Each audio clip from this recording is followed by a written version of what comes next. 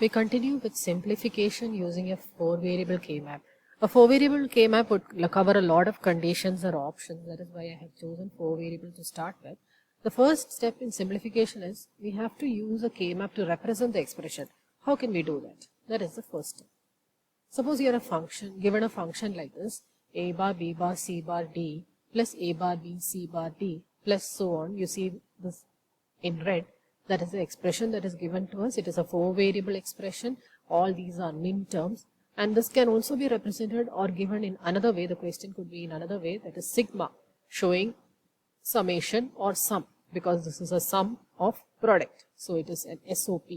It could also be represented as sigma 1, 5, 7, 8, 9, 10, so on, representing each min term. For example, the min term 1 actually is represented by a bar, b bar, c bar, d. You see it is 0, 0, 0, 1. It means the number 1, the decimal 1. Both of them mean the same thing. What we see here on the left hand side is the K-map and the implicit meanings of each cell. I say implicit because we will not be writing these things inside the cell in practical questions. For example, the first cell is a bar, b bar, c bar, d. It represents the binary 0, 0, 0, 0 and it represents the decimal 0. The last cell here is actually 1, 0, 1, 0 combination. There is 1, 0, 1, 0 combination, and that represents a decimal number 10, and it is also represented by the min term a, b bar, c, d bar. Okay. Knowing this, let us actually go on to do the K-map in practice. You have been given a function of a lot of min terms here. It is an SOP expression. Let us represent this expression inside the K-map. In each cell, if that min term is present, you put a 1. Since it is an SOP, if the min term is present, you put a 1. For example, the first min term is 1. Okay. So the 1 is here. The cell corresponding to a decimal 1 is over here. Therefore, I put a 1 there. The second min term is 5. You see 5, that is over here. This one. Okay. The next min term is 7. 7. In this way, we represent 1 in each cell wherever the min term is present. So the min term is present in 1, 5, 7, 8, 9, 11, 10, okay, 12, 13, 14 and 15. So this is how you map a given function into a K-map. Now that you have got your K-map, the next thing is simplification. Okay. Now, in order to do simplification, what we do is we take all the ones that we have. That is, in this case, you see how many ones there are. 1, 2, 3, 4, 8, 9, 10, 11. All these 11 ones have to be grouped in a particular manner. How can we group it? That is where simplification is done. There are some rules for grouping. So first thing is that you can group only adjacent cells. Remember, we took some pains in order to make the physically adjacent cells as logically adjacent. The reason being that only adjacent cells can be grouped together. That is the first necessary condition. The second thing is that you have to form the largest possible group of ones. So for any one that is present inside the K-map, make the largest possible group of 1. And it is necessary, absolutely necessary, that all the ones must be grouped. Okay. And only groups of 2, 4, 8, 16, etc. are allowed. And in the worst case, in which one cannot be grouped with another, you can use a group of 1. That means a loner 1. Alone. Okay. You can group it alone also. So a group of 1, 2, 4, 8, 16, that is powers of 2, they are allowed. And in order to make these groups of 1, 2, 4, 8, 16 cells, if you need to overlap some groups, that is also allowed. Now all these rules may not be easy to remember all at once. Let us cover some problems together and then it will be clear. Right. Let us keep these rules in mind. I have written them on the top.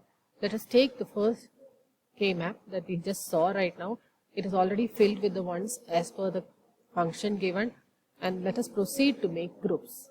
Remember, you can make groups of 2, 4, 8, 16 or 1, isn't it?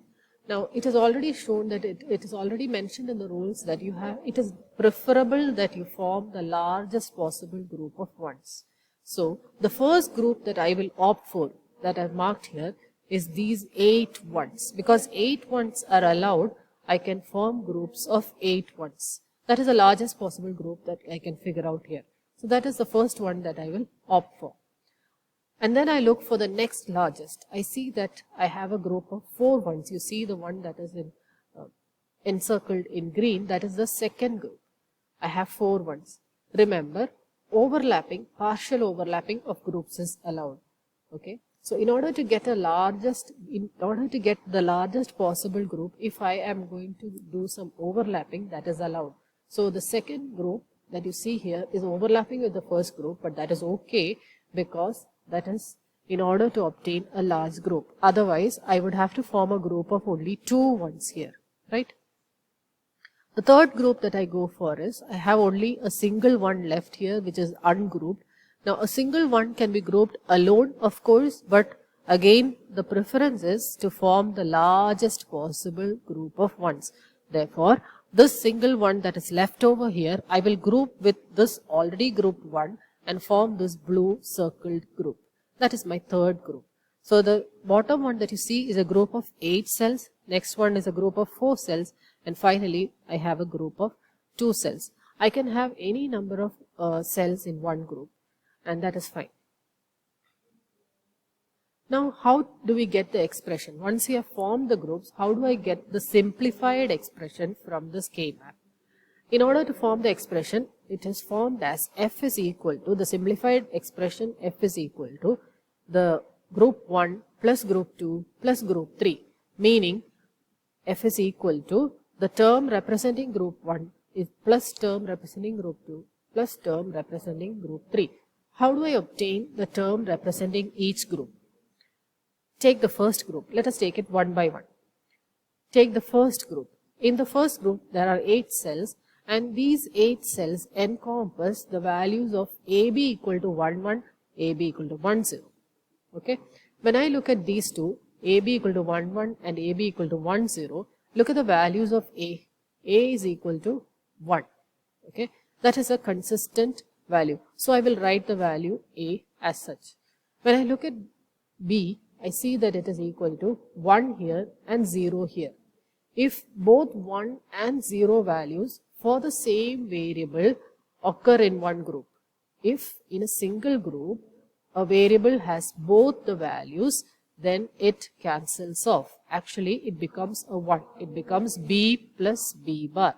B plus B bar is 1, and therefore when you multiply it with A, it is equal to 1. And if it is equal to 1, A dot 1 is actually equal to A itself. Therefore, this expression is A. What happened to C and D?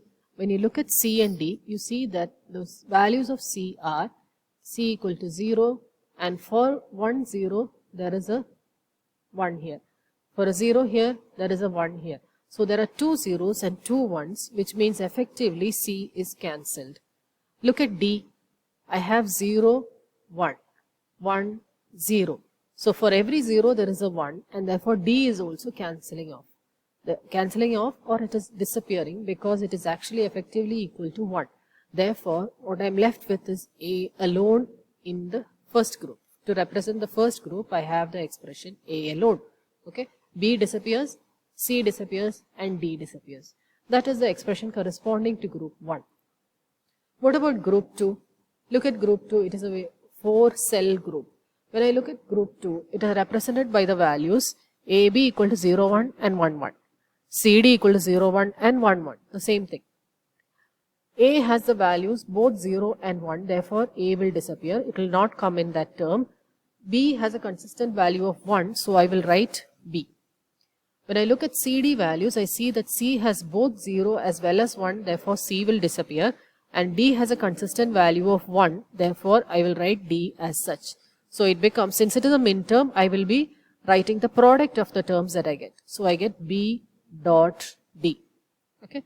So, I got the expression or the min term corresponding to group 2. What about group 3? Group 3 is represented by the values AB equal to 0, 0 and AB equal to 0, 1. And CD is equal to 0, 1. When I look at AB equal to 0, 0 and 0, 1, I see that the value of A is consistent. It is always 0. Therefore, I will write A as such. A bar. 0 means A bar. Look at B. I see that it is both 0 as well as 1. Therefore, it has to disappear and I will not write B. Look at CD. There is only one combination of C and D. Therefore, I will write it as such. It will not disappear. C becomes C bar because it is a 0. Okay. Here I have C bar. And D is as such because it is a 1. Okay. So, the third group corresponds to a minterm of A bar, C bar, D. This is the final expression that you get. Now this you could have obtained using algebraic simplification, but using a K-map you can easily get it just directly from the K-map representation. In this manner, using all the rules that we have laid out here for the K-map simplification, you can form a simplified, the best simplified expression from the K-map. Okay. Now there is one more property in order to do K-map simplification, that is called wraparound adjacency. Wraparound adjacency means that if this was a K-map, this paper was a K-map, this entire paper was a K-map, okay, if I fold it, okay, if I fold it, the edges of the two sides, the edges on the two ends would meet, wouldn't they? So when I wrap around or fold these two, whatever meets are actually adjacent. The two edges that meet are actually adjacent. These two are adjacent, okay. What do I mean by that? Look at this K-map that you see here. Okay, look at this as if it were a paper and you try to fold this in by half. What would happen? This cell and this cell would meet. This cell and this cell would meet. Correct? They are actually adjacent. Now let us verify whether it is actually adjacent looking at the adjacency property. The adjacency property states that it should differ only by one variable. This is actually 0, 0, 0, 0. This is 0, 0, 1, 0. You see that only the third variable is different. Here it is 1, 0, 0, 0 and here it is 1, 0, 1, 0. Once again only the third variable is different. Therefore these two are adjacent and these two are adjacent. If you look here also, you can fold it from top to bottom also. They are also adjacent. You can verify that these two differ only by the first bit. Here also it differs only by the first bit. Therefore if you wrap around or if you fold, they will also become adjacent. Now wraparound adjacency can be verified using this method, but you can simply imagine that you are folding the K-map by half and the points that meet are actually adjacent. So this is also adjacent. You see when you fold it, these two will meet, these two will also meet, therefore these two will form a group of 2. This will form a group of 2. This will also form a group of 2. Okay. Here also I have two cells here, one here and one here. If you fold it halfway around from top to bottom, okay, these two would meet with these two, therefore it forms a group of 4 cells, correct? Now, I cannot make these two meet because these two will not meet if I fold it in half, correct? Now, look at the first case once more. If I bring all the 4 corners together, that will form a group of 4. These 4 will actually form a group of 4 cells. These 4 cells form a single group. Okay. So this is a 2-cell group. This is a 2-cell group. This is a 4-cell group. And this is a 4-cell group. And this is not a group at all. It is not a group. It is not wraparound adjacency. Using this property also, we can use this property also in normal Boolean simplification using K-maps. Now I'd like to show you different ways in which these groups might occur. That is, for example, 2-cell groups. How do they occur? If I have a K-map that looks like this, these two will form a group, these two can form a group, and this one is left alone. But since I want to form the biggest possible group, I will club it with either this guy or this guy. Okay, it is your preference. I'm going to club it with this. It is fine. Okay.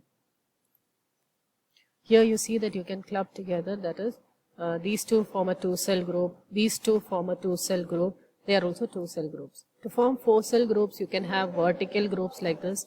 You can have groups like this. And you can also have wraparound adjacency groups like this. This is also a 4-cell group. For 8 cells, you can have, obviously, this is a 8-cell group. You can have it horizontally like this.